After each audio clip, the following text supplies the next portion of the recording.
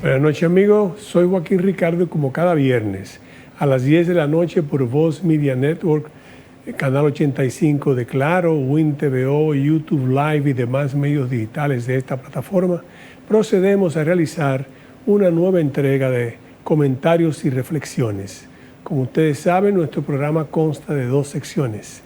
La primera, analizamos las principales noticias internacionales y también las principales noticias nacionales que han acaecido en la última semana.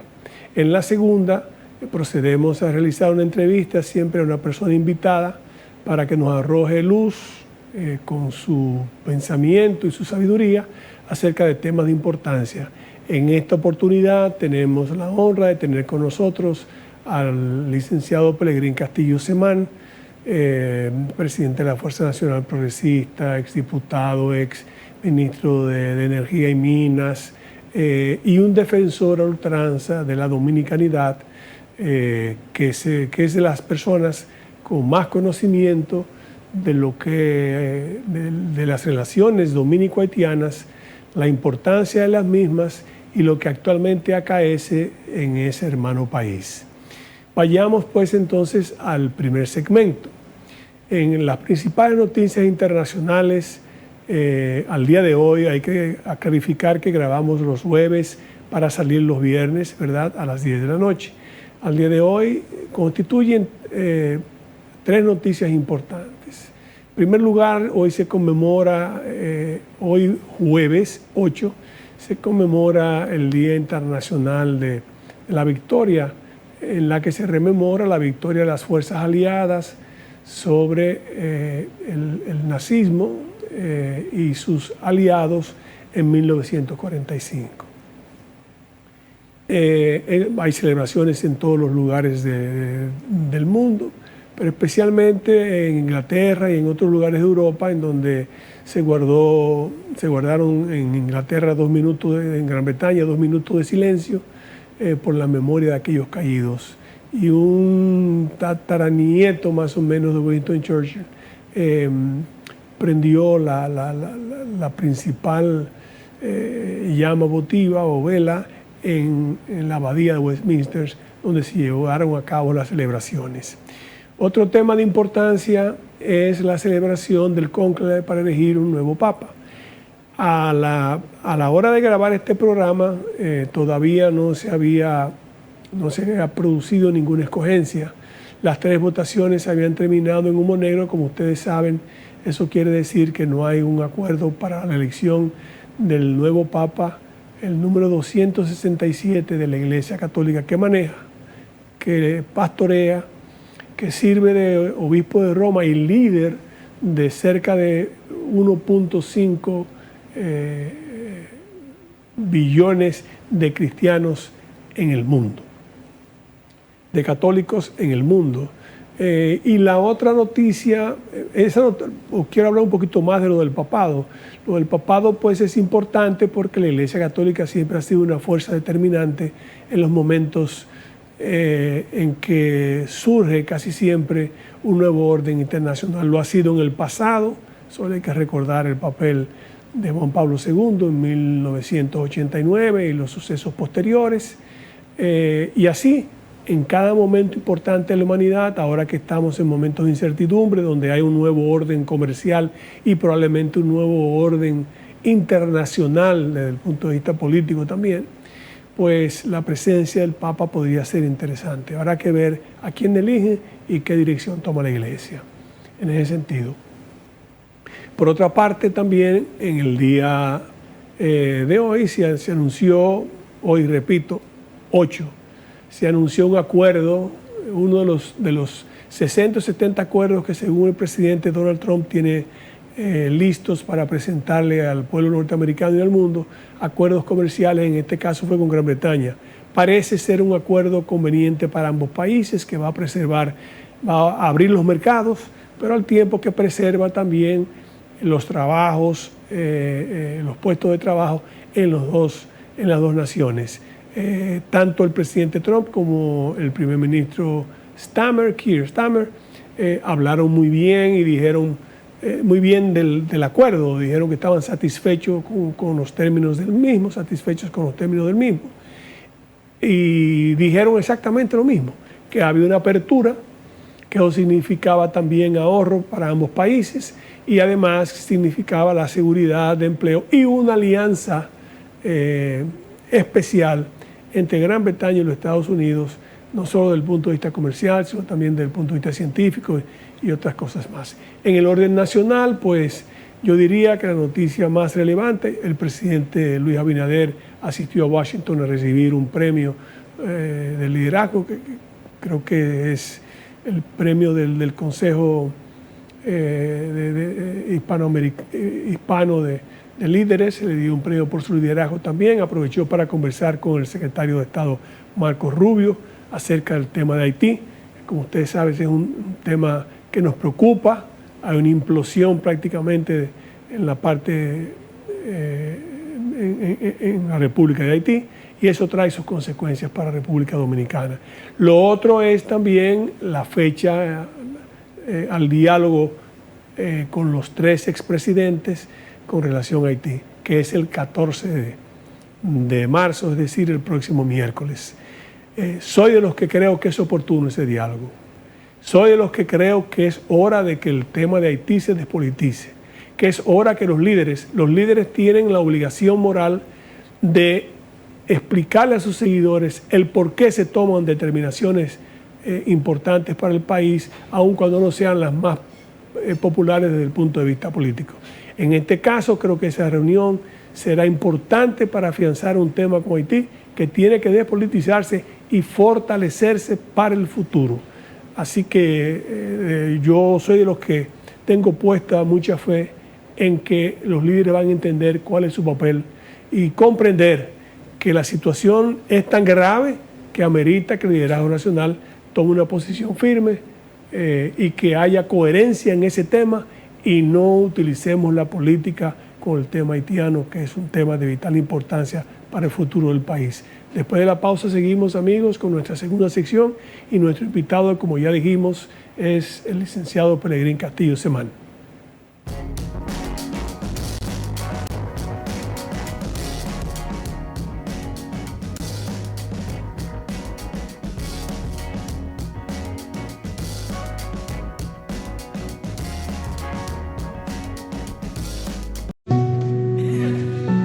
Ustedes lo ven así de felices, pero esto no era así. En la vida uno tiene que josear y resolver con lo que uno tiene.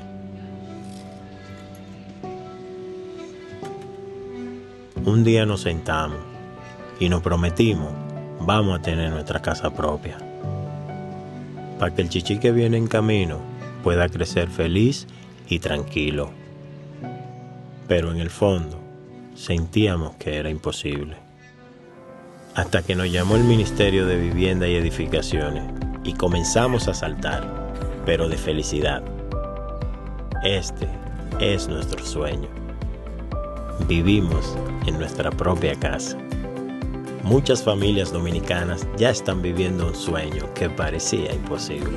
Más de 9,000 viviendas construidas y entregadas. Tener tu casa propia y digna, sí se puede.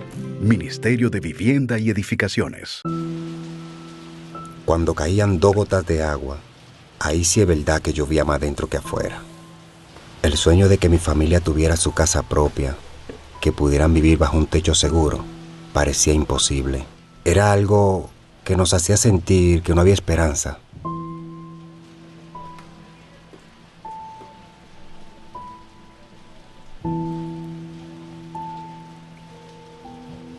Hasta que nos llamaron del Ministerio de Vivienda y Edificaciones con la mejor noticia de todas: que ahora tenemos nuestra propia cocina, nuestro propio hogar, nuestro lugar favorito. Tener tu casa propia y digna sí se puede. Más de 9,000 viviendas construidas y entregadas. Tener tu casa propia y digna sí se puede. Ministerio de Vivienda y Edificaciones.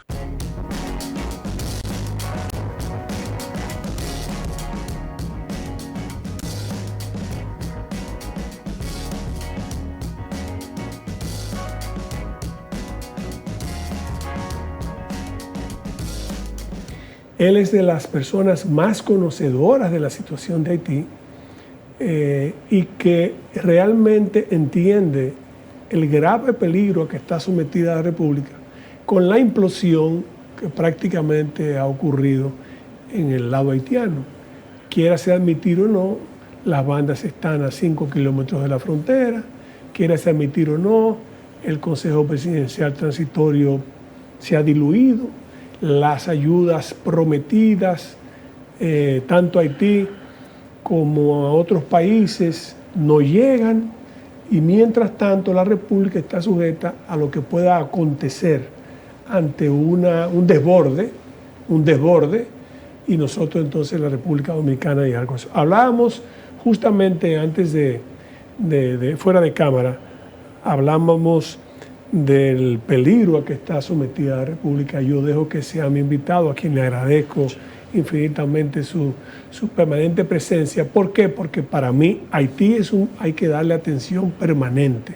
Los dominicanos todos, sin banderías. No podemos politizar el tema haitiano, tenemos que, para poder hacerle frente a lo que existe y a lo que puede venir, o nos ponemos todos de pie o perece la República. Tan sencilla como esa. Yo lamento que digan que uno a veces perece, yo creo que esa es la realidad.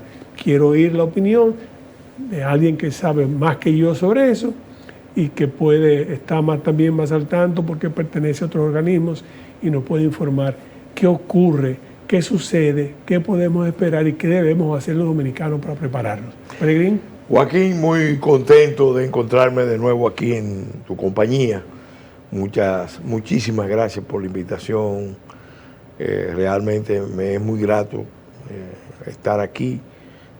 Correspondo con presteza a cualquier invitación que tú me formules por todas las razones que tú explicaste, muchos vínculos que nos unen y sobre todo la convicción de que este es un momento histórico excepcional que demanda un enorme esfuerzo de unidad nacional, que demanda que el pueblo dominicano sea el gran actor, que se movilice, que se organice, que se concientice, porque estamos ante la mayor de las pruebas de toda nuestra existencia. Y me explico.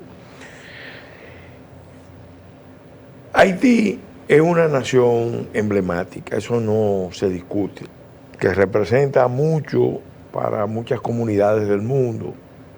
Mira que recientemente el presidente Ruto anunció que iba a someter un proyecto de resolución para declarar a Haití la 6ª región de África. Sí. Es significativo para nosotros. Pero muy significativo. Obviamente lo hace en un contexto donde hay unas contradicciones entre Estados Unidos y Sudáfrica. Mientras Estados Unidos está acusando a Sudáfrica de prácticas racistas, entonces en ese contexto el presidente Ruto anuncia esto y obviamente en ese punto yo creo que muchos países africanos van a confluir. Es una nación emblemática porque en la historia universal en algún momento ha jugado un papel, ha tenido una figuración trascendente, y los acontecimientos de la isla de Santo Domingo y de Haití, en Haití, han determinado situaciones a nivel mundial que son cuestiones a tomar en cuenta en el presente cuando se juzga la responsabilidad de las potencias.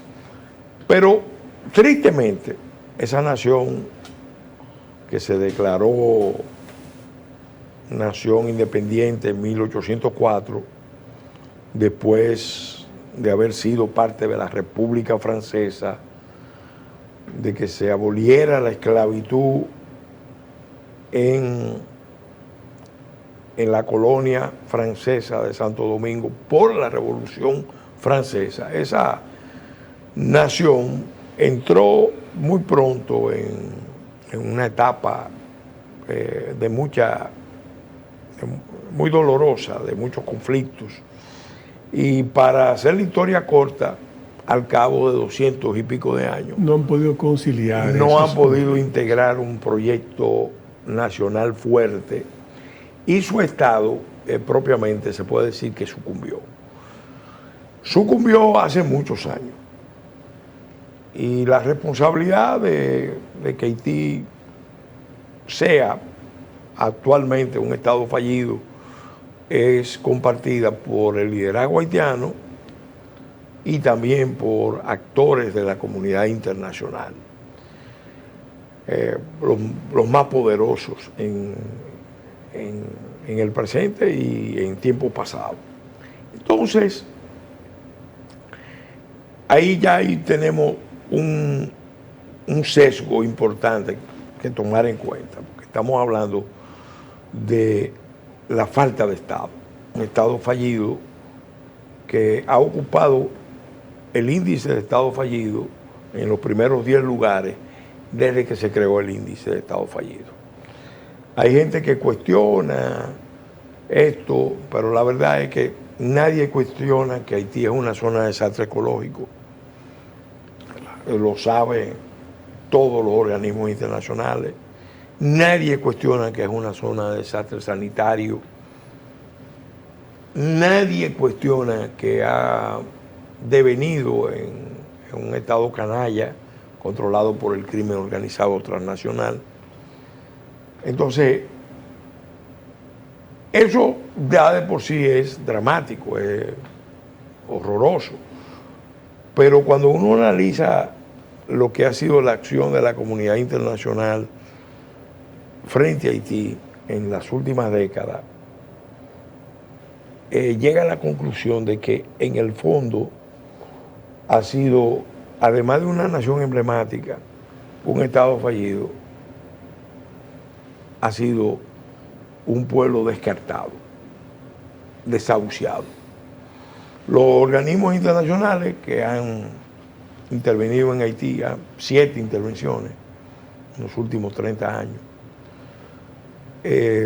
nunca han ido con un ánimo de restablecer las bases nacionales, de levantar a ese país caído y de darle un horizonte de futuro. Pues se han limitado simplemente a aplacar la situación existente en el momento y tratar de imponer cierto orden. La prioridad ha sido, primero, que no se produzca un éxodo masivo por mar. Eso lo vimos en la crisis del 91-94. Esa fue, vamos a decir, la manifestación mayor del interés de las potencias y de Estados Unidos en particular, era que no se produjera un éxodo marítimo de boat people hacia los Estados Unidos, hacia los territorios ingleses en la región del Caribe, hacia los territorios ultramar de Francia. Sí, claro. Y obviamente ahí se manifestó por primera vez de manera cruda, ruda, el interés, y tú fuiste testigo.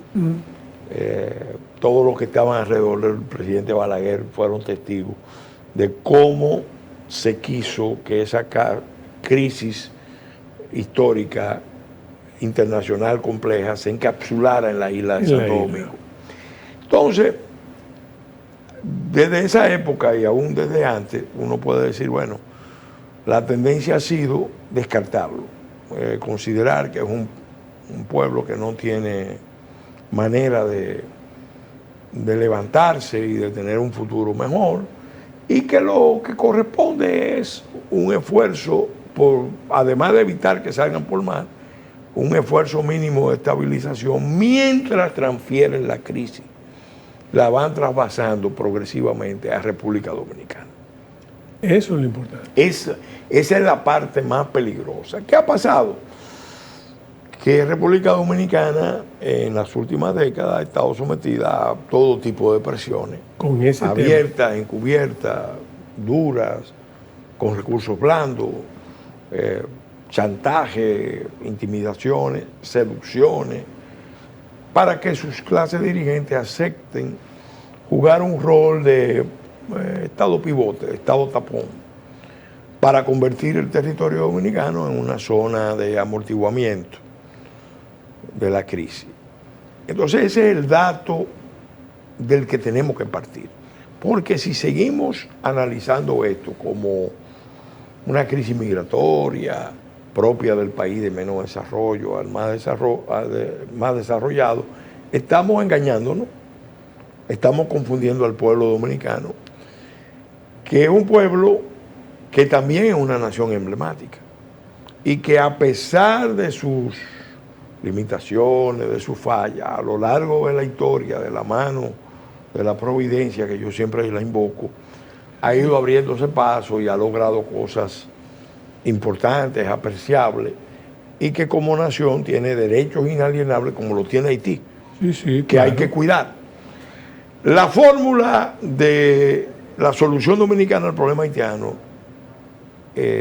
yo creo que se demostró que era inviable, y por eso el presidente Abinader, al inicio del gobierno, virtualmente construyó, armó una especie de doctrina con una serie de postulados.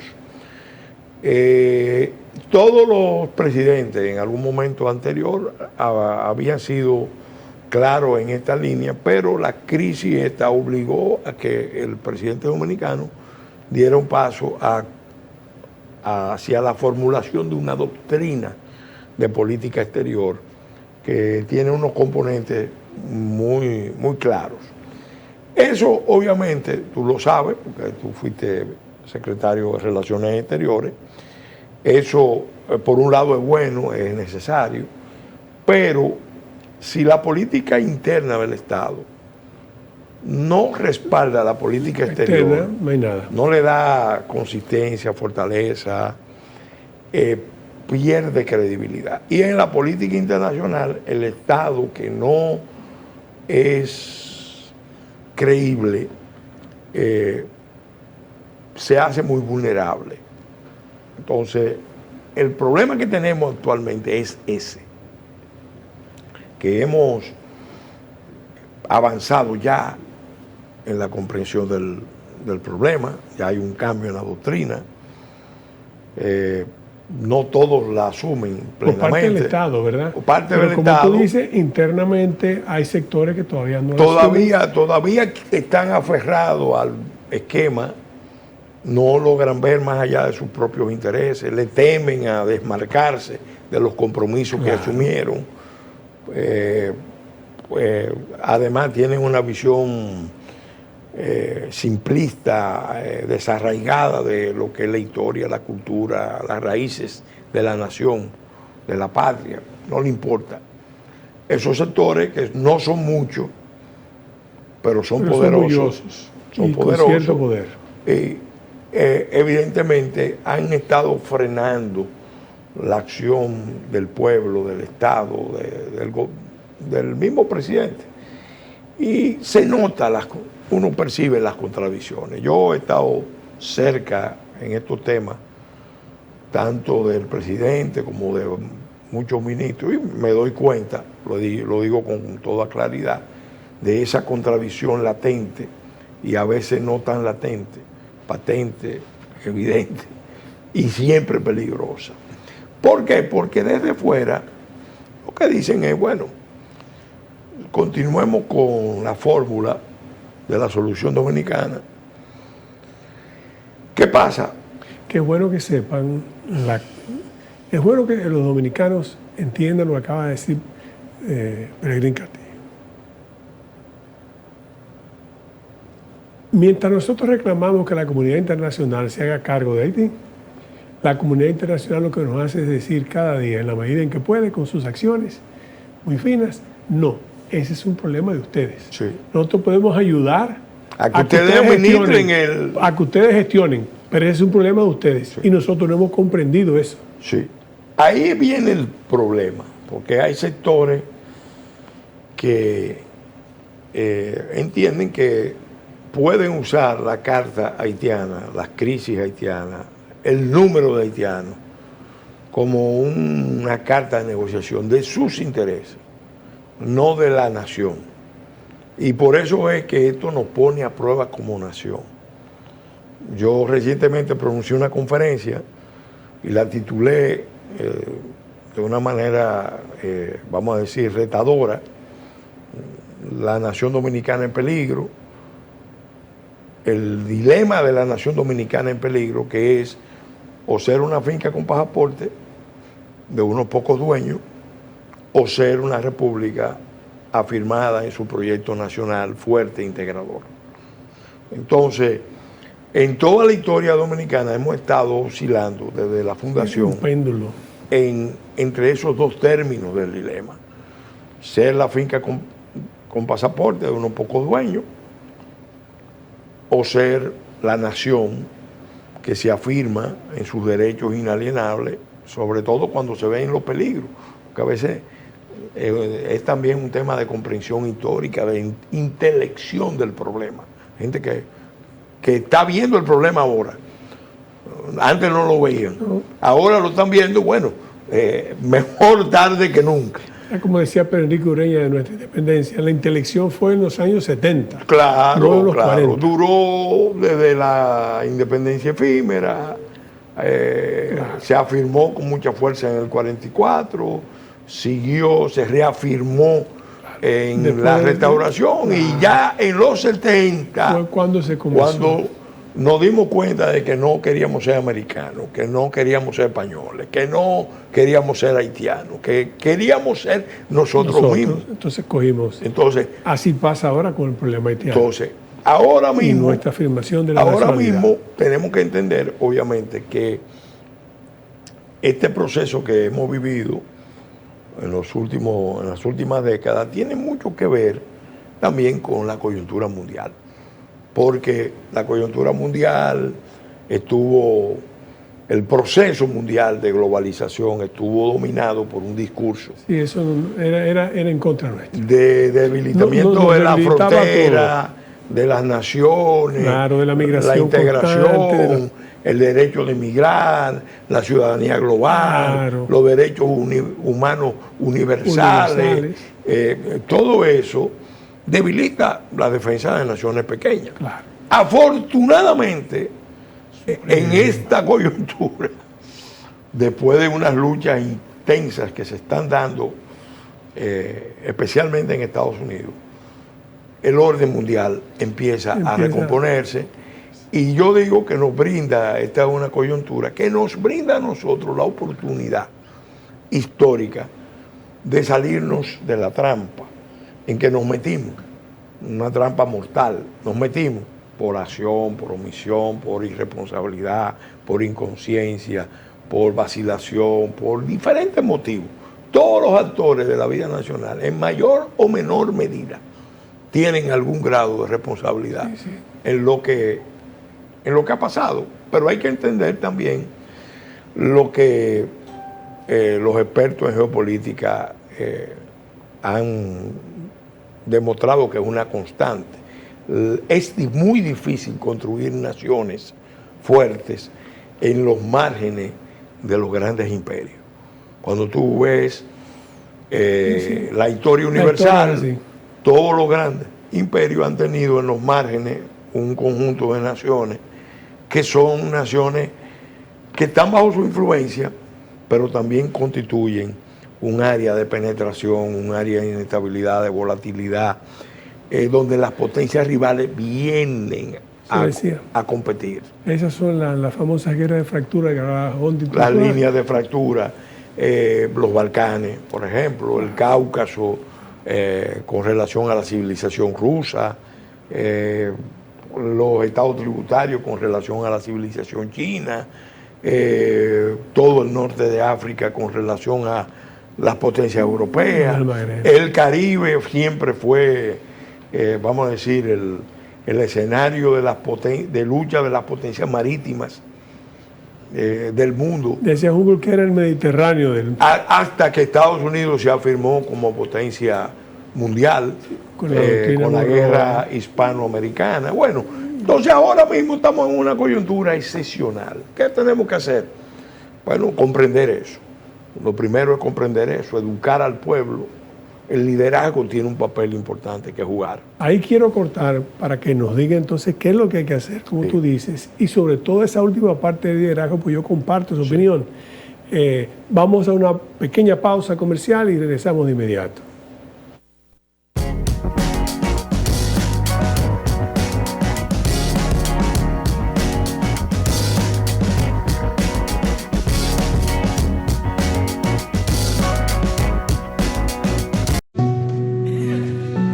Ustedes lo ven así de felices, pero esto no era así.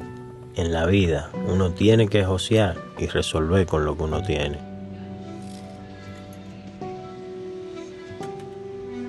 Un día nos sentamos y nos prometimos, vamos a tener nuestra casa propia, para que el chichi que viene en camino pueda crecer feliz y tranquilo.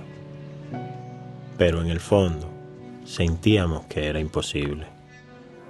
Hasta que nos llamó el Ministerio de Vivienda y Edificaciones y comenzamos a saltar, pero de felicidad. Este es nuestro sueño. Vivimos en nuestra propia casa. Muchas familias dominicanas ya están viviendo un sueño que parecía imposible. Más de 9,000 viviendas construidas y entregadas. Tener tu casa propia y digna, sí se puede. Ministerio de Vivienda y Edificaciones.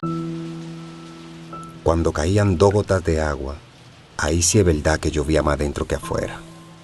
El sueño de que mi familia tuviera su casa propia, que pudieran vivir bajo un techo seguro, parecía imposible. Era algo que nos hacía sentir que no había esperanza.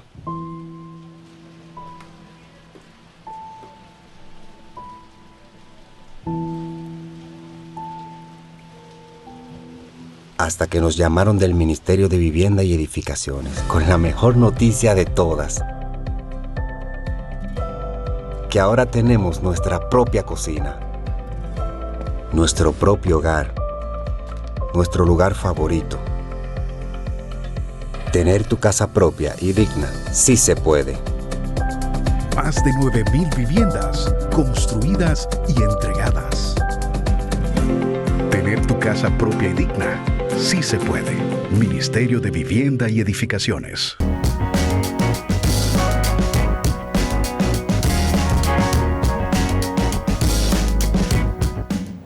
Decía un amigo antes de irnos a la pausa, o decía el buen amigo Pelegrín Castillo, que lo primero es comprender, y entonces ahora es actuar, y que sobre todo hacer conciencia con el liderazgo político. Él lo interrumpí porque Pelegrín, como siempre, con su facilidad de expresión y con su profundo conocimiento, ha esbozado históricamente cuál es el problema. Hemos llegado al punto donde nos encontramos hoy en día, donde ya hay que ir pensando que aquellos que todavía entienden que la comunidad internacional puede ser la solución, no es así. La comunidad internacional está diciendo, ustedes son la solución, nosotros vamos a ayudarles a gestionar la misma, gestionar la crisis. No lo dicen con esas palabras, pero lo dicen con sus acciones, y sus acciones fuertes o blandas, y con lo que estamos pasando, como estamos viendo, como él muy bien ha dicho, hay la declaración, por ejemplo, de representantes de Naciones Unidas en el Consejo de Seguridad de los Estados Unidos, de que cesó la ayuda a Haití, es una forma de desentenderse del problema, sí, desde ese punto de vista. Bueno, momentáneamente, aunque ellos saben que una crisis en aquel país sería. Pero hablemos del liderazgo, que es importante nuestro liderazgo. Yo creo, Joaquín, que el liderazgo político, el liderazgo nacional, porque esto no es algo que debe interpelar solo a los políticos, desde luego los que tienen mayor obligación, mayor responsabilidad y también mayor capacidad para dar respuesta a esto son los políticos.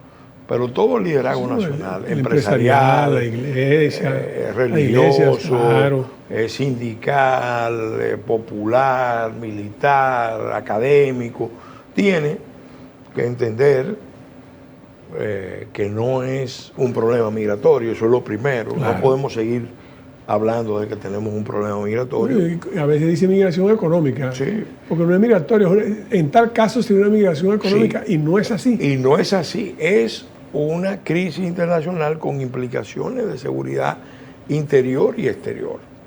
que pone en peligro la existencia de la nación, sus derechos fundamentales, su identidad, su cultura, su potencial de desarrollo. Todo eso está en peligro. Y las conquistas que hemos asegurado a lo largo de la historia. Entonces, el liderazgo tiene que dar un paso al frente.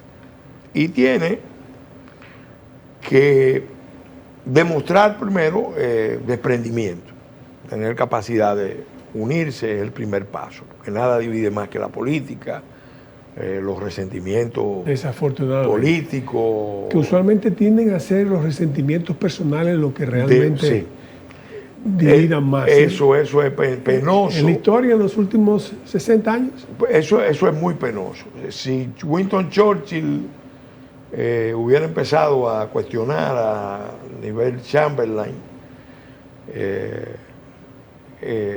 por los errores que cometió, sus acuerdos, los acuerdos de Múnich, o a buena parte del liderazgo británico, que durante 20 o 30 años lo cuestionó y lo marginó, a lo mejor Inglaterra no tiene posibilidad de defenderse.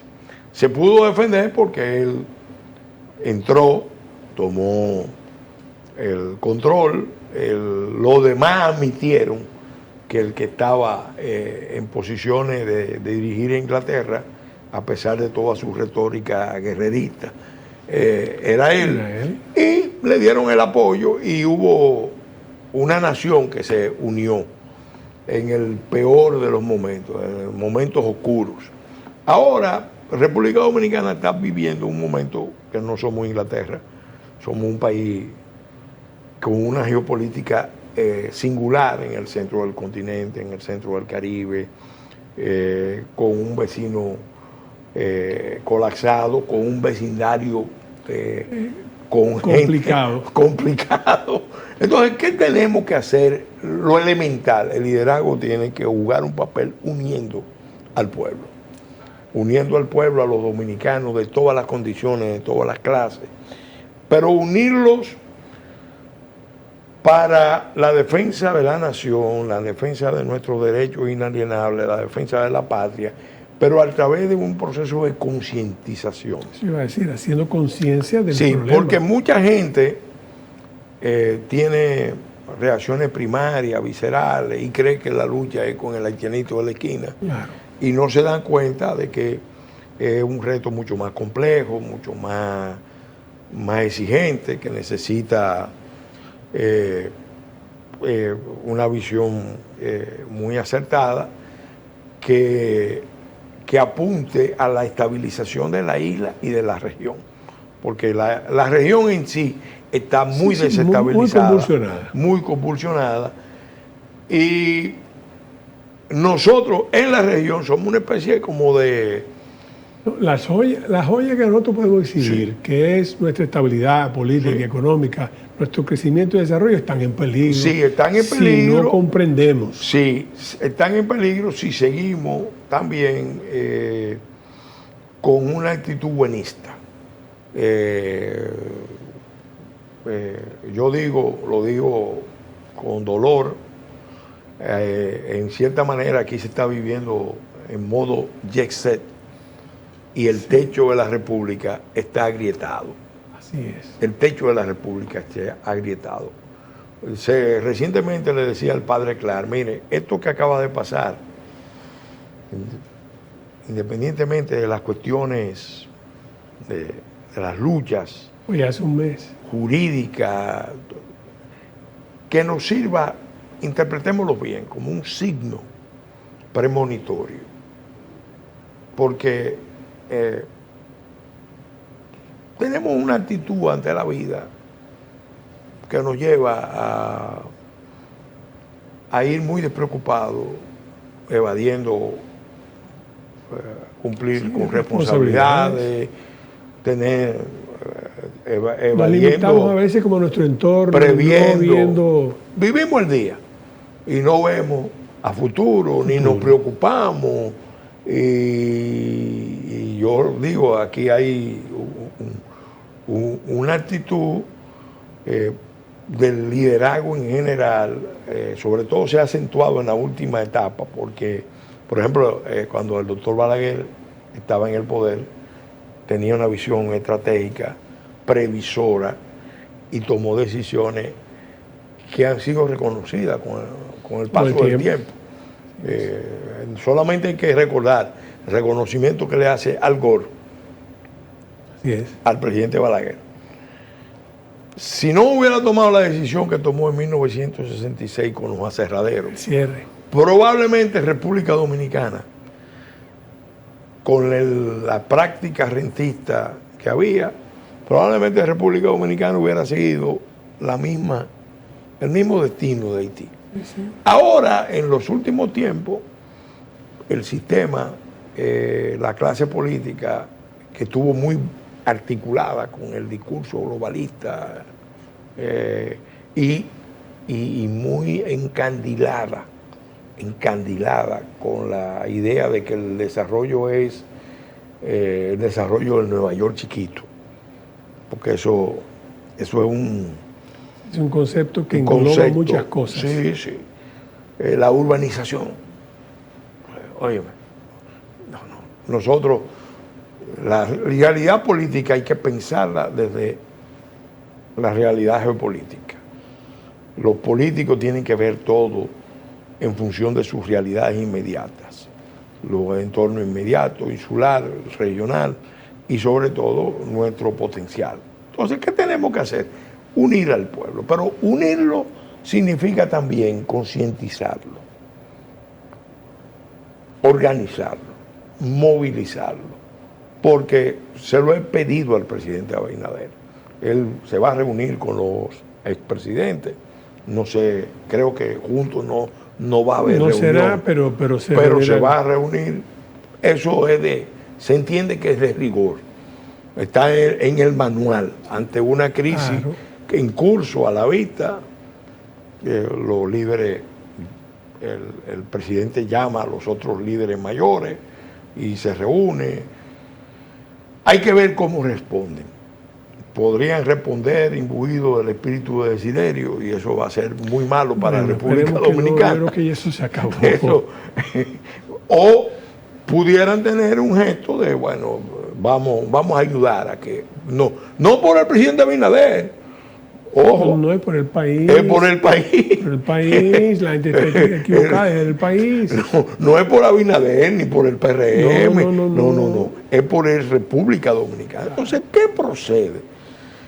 Concientizar al pueblo dominicano, donde nosotros tenemos que demostrar que somos una nación y una nación diferente. Haití es una nación, pero no tiene Estado.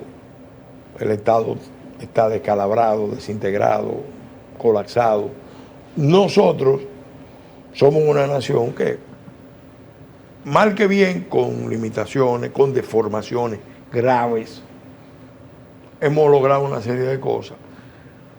Pero para poder mantener eso, tenemos que darnos cuenta de que hay que hacer cambios. Porque si seguimos el modelo despreocupados, hay que cambiar. Creyendo que la providencia, junto con la Virgen de la Altagracia, los católicos, o la embajada americana, porque eso todavía sigue en el imaginario otra expresión, o algunos que no renuncian a la idea de que, bueno, lo que procede es la revolución insular de izquierda, porque esas fuerzas están ahí también, soñando con eso, en coordinación con los haitianos. Y con un entorno regional. Y un entorno regional. Que todavía sueña. Sí, que ellos entienden que este es el momento donde se podría producir lo que llaman en Haití una transición con ruptura, romper con los centros hegemónicos tradicionales de Occidente, de Estados Unidos. Que ciertamente los líderes han fracasado en Haití, pero también tienen una conciencia mucho más definida, a veces que los nuestros, lamento decir eso, más definida de sus intereses que los nuestros. Tú lo dices con mucho acierto, porque nosotros también tenemos que entender, comprender, analizar Haití. A mí me explicaba un diplomático, porque yo tenía una confusión sobre dónde fue que se produjo el gran empalme del liderazgo haitiano con la diáspora haitiana y ambos con el poder norteamericano del sector demócrata y de los liberales y de los neocon. Yo pensaba que fue con motivo de la visita de Aristide, cuando se produce cosas de la vida, el intento de golpe de Estado de Hugo Chávez. Aristide estaba en la casona en Venezuela. Y me explicó Diego Arria, que era un hombre de Carlos Andrés Pérez, todo eso. Me explicó que ellos tomaron la decisión de que la crisis subsiguiente no la podían conducir bien teniendo al presidente haitiano viviendo en el Palacio Presidencial. Y entonces ahí es que acuerdan con la administración Clinton mandarlo a Washington. Fue Carlos Andrés el que salva a Aristide, porque había un grupo dispuesto a ejecutarlo. Sí, sí. Y Carlos Andrés interviene, lo salva, lo envía a Caracas, y yo pensé que era ese el momento. Y hablando precisamente con Diego Arria en El Salvador, en un evento internacional, donde yo estaba hablando del tema, él me corrige. Y yo me puse a investigar lo que me dijo y a pensar lo que me dijo, y me di cuenta de que tenía razón. El vínculo histórico de la diáspora haitiana en Estados Unidos, en Canadá, en Francia. Tiene que ver con el apoyo que le dio a Estados Unidos a Duvalier. Claro. Kennedy trató de derrocarlo, no pudo. Entonces Johnson lo consolidó, le dio apoyo, sí, claro. Y hasta el año 86 mantuvo la familia Duvalier al frente. La diáspora que salió de Haití era más o menos ilustrada. Sí, eran todos profesionales. Profesionales, empresarios, figuras intelectuales. Y lograron posicionarse bien en Estados Unidos, en Canadá y en Francia. Y también en África. También en algunos países de la región, pero sobre todo en Estados Unidos. Entonces, ellos hicieron un pacto cuando estaban luchando por los derechos civiles, cuando Johnson mismo levantó esa bandera que fue importante en su gestión. Bueno, además fue lo de Martin Luther King, estaba todo, el momento era así. Y Johnson, bueno, el Partido Demócrata hace la alianza a través de los Kennedy con la diáspora haitiana. Y el plan era luchar por la liberación de los negros en Estados Unidos, ese era el concepto, y en América, empezando por Haití. Entonces, eso tiene raíces muy hondas. ¿Qué ha hecho la diáspora haitiana? Que uno la ha estudiado y conoce mucha información sobre el grado de penetración y de poder que han llegado a alcanzar. ¿Qué han hecho ellos? Con mucha habilidad han primero reforzado internacionalmente el discurso victimista de que ellos fueron víctimas de Francia, de los propios Estados Unidos, pero también del vecino maligno, del vecino abusador, del vecino genocida, y construyeron todo un relato antidominicano. ¿Qué hacemos para y entonces ahí viene. Por muchos años estaban usando de los poderes internacionales y los poderes en los organismos internacionales y en las potencias contra la República Dominicana. Entonces, ¿cómo lo revertimos? Bueno, en primer lugar, yo al presidente Abinader se lo he dicho y lo repito aquí. Y le vale a todo el que lo quiera escuchar. La mejor defensa de una nación es el pueblo mismo. Es un pueblo que tiene que estar despertado, consciente, movilizado. Lo que empezamos a hacer con las marchas que se convocaron levantando a Duarte. Porque hay gente que quisiera levantar la causa nacional, pero con una bandera que preocupan porque mejor nos hacen muy vulnerables. Duarte nos es une mejor a todos. Duarte porque nos une a todos. Nos une a todos. Y nos representa. Y representa también la causa de un nacionalismo liberal que protege la libertad.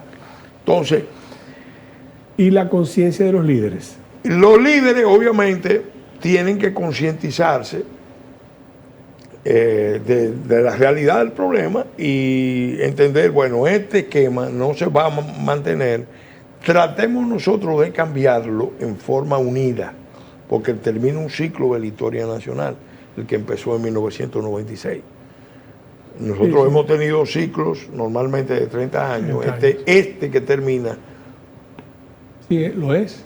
Sí, termina, entramos en un nuevo ciclo donde hay una crisis mundial, una desglobalización, una guerra global híbrida, hay disrupción en todo el continente, tensiones, conflictos, y en la isla tenemos, como dice el informe de la Fundación de Seguridad y Sostenibilidad Medioambiental, una bomba atómica de tiempo, que se le está acabando el tiempo. Entonces, ¿qué tenemos que hacer? Bueno, primero unirnos. Pero unirnos para empezar ese proceso de cambios. Ya en buena medida muchos de los cambios están formulados como doctrina, como planteamiento. No solamente Te interrumpo porque nos quedan 3 minutos, sí, acaso del programa, sí. Pero tú dices unirnos. Conciencia de liderazgo para que el pueblo... No, y concientizar al pueblo. ¿Verdad? Conciencia de liderazgo y concientizar al pueblo. Que el liderazgo ayuda a concientizar al pueblo. Sí. Hacer conciencia. Y también, obviamente, una cosa es el liderazgo político y otra cosa es el país nacional. Con esa distinción que se usa mucho, se usó mucho en Colombia, aplica aquí. Hay un liderazgo político, pero hay un liderazgo nacional, sí, claro. Que son la gente que no está en los partidos, pero que tienen la obligación de dar un paso al frente. Y en eso trabajaríamos, eso sería la ruta a seguir. La ruta a seguir para que desde fuera, porque los que insisten en la solución dominicana al problema haitiano, en realidad están apostando a que nosotros no somos una nación. A que no seamos coherentes. A que no seamos coherentes, en ese plan a que sigamos jugando la carta, que es muy peligrosa, de que nosotros administramos la crisis haitiana, dennos recursos. Que nosotros... Y eso, lo que está demostrado es que eso no funciona ni para Haití y nos desestabiliza a nosotros. Claro, podemos encontrar solución a nivel continental, a nivel internacional. Yo estoy consciente de que sí. Un capítulo que habría que verlo desde otra óptica. Sí. Yo con eso quiero agradecerle de nuevo la presencia del amigo Peregrín Castillo, como siempre, hace el ámbito histórico, formula entonces el problema en su dimensión actual y además en este caso formula lo que él entiende que debe ser la ruta, lo que él entiende y lo que muchos entendemos y respaldamos que él entiende que debe ser la ruta a seguir.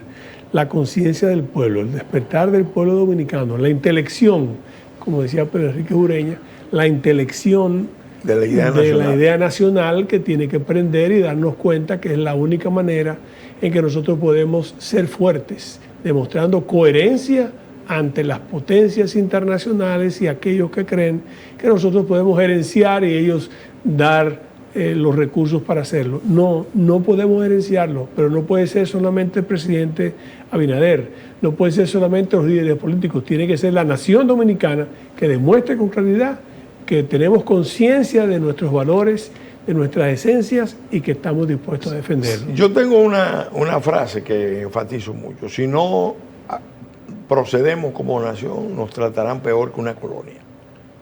Con esas palabras, amigos, terminamos esta edición de comentarios y reflexiones. Nos vemos, amigos, el próximo viernes, naturalmente reiterando nuestras gracias al licenciado Pelegrín Castillo por su presencia, su claridad, su contundencia y cómo desmenuza y sus sugerencias, que además deben ser atendidas por el liderazgo nacional, no solamente el nacional también.